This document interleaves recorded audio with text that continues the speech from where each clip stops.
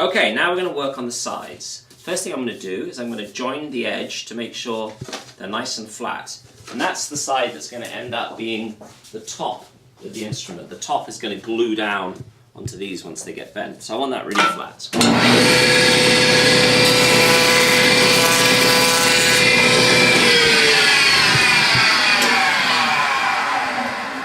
And frequently the wood will come really pretty good. And again, I'm going to do that little candling thing just to make sure. I'm not looking for absolute flatness here, but just pretty good together. Next thing I'll do... make sure there was no tear out on the joiner. Yeah, just to make sure that's good. And also at that point, I didn't show it, but it also gave me a chance to have a look at what will be our finish outside of the sides to make sure there's nothing weird or odd going on there.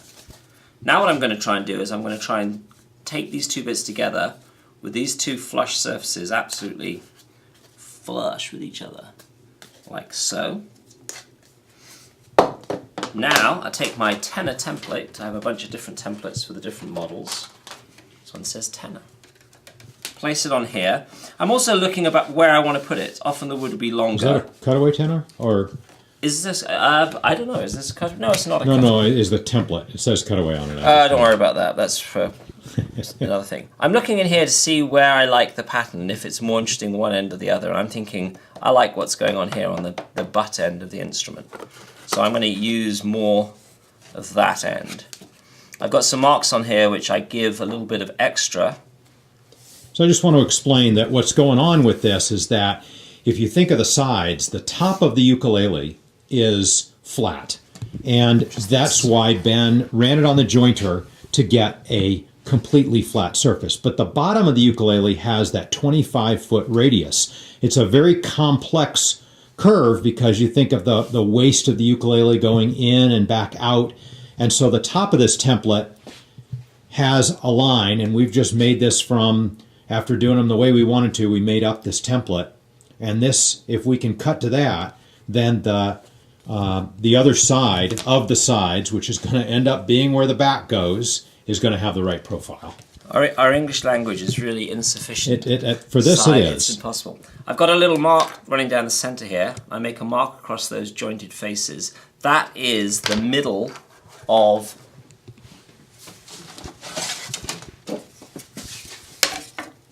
the bit that ends up in the waist right here. So that's what I'm marking there. I put this back down, make sure I'm nice and flush. Now I'm going to draw the line. And I'm going to mark how far I want to go, about there. Another line there. That's all going to get cut off. So this is all the waist. Here we go to the bandsaw. Good spot there, Mr. Gordon. Everything's on wheels in here, so I can get it out of the way.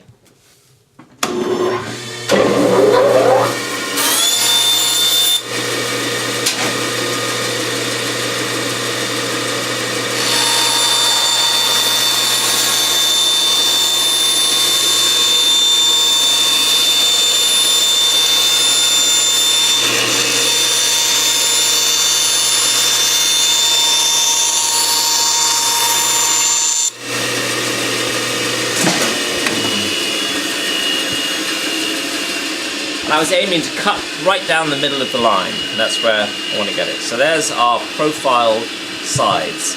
The last thing I do is take my template again, line up that waist mark.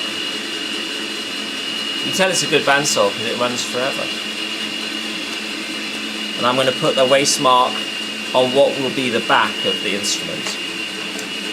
So now I've got that ready to go, and that goes off to Kerry for sanding.